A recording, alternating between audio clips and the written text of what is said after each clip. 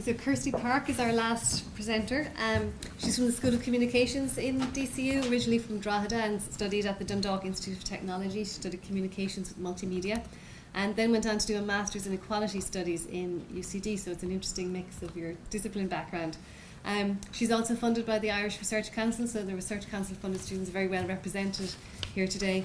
And Kirsty's secret in surviving her PhD is that she took up juggling when she started her PhD by way of a personal mindfulness approach, I guess.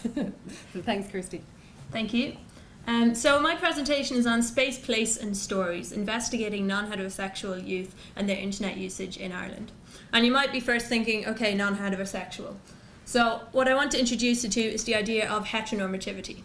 And as you might get an image of with these pictures, the idea of heteronormativity is basically the idea we get in society that to be normal is to be heterosexual. So growing up as a little girl, you might want to find your prince and marry him and then have a family. And the issue with this is, what if you don't fit into this? What if growing up you're seeing all these images and you're going, yeah, but that's not me? And that also leads into the question of, will I be accepted? What kind of a future will I have if it isn't going to be this one?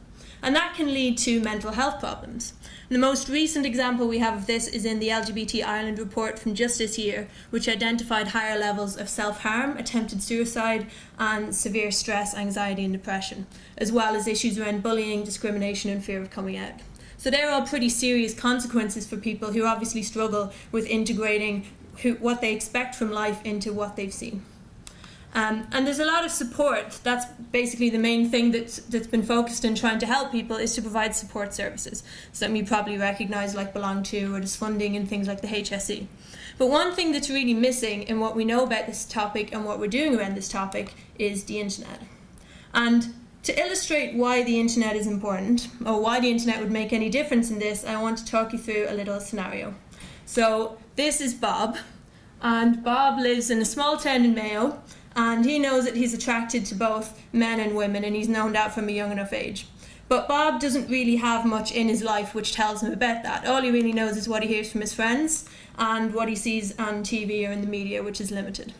And so for Bob, he doesn't really have all that many resources to understand his sexuality or to accept his sexuality where he's from. And so when he gets older, what happens is he moves away, and that's when he goes to somewhere like Dublin and meets people who are in same-sex relationships and goes to pride parades, and there he is dancing in the George.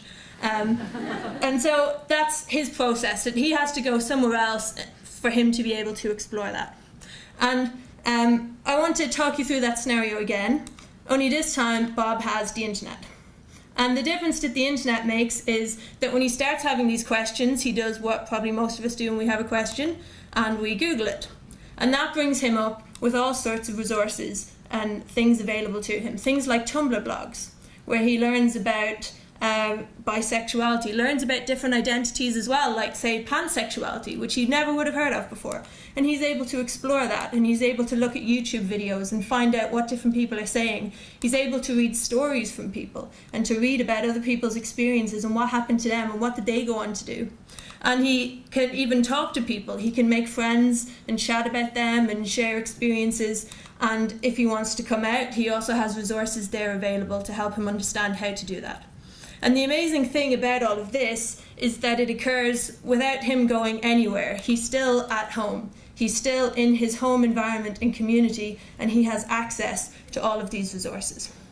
And so what my research is really looking to do is to understand this phenomenon and how it works for people. So I've been doing qualitative questionnaires and interviews with non-heterosexual youth aged 18 to 25 in Ireland, and asking them basically, what was your experience and was the internet important?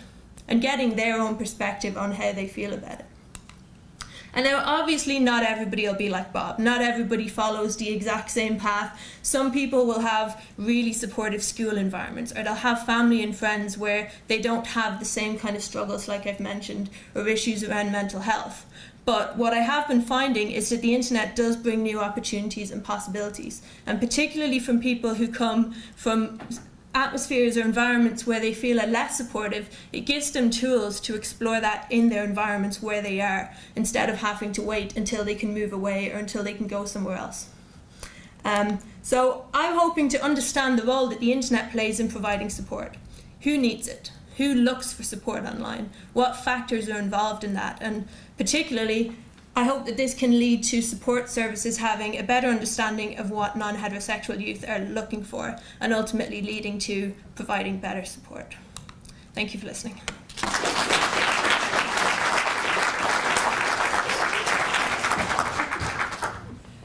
Thanks very much, Kirsty. I now realise there's a whole new use I can put to the Lego collection.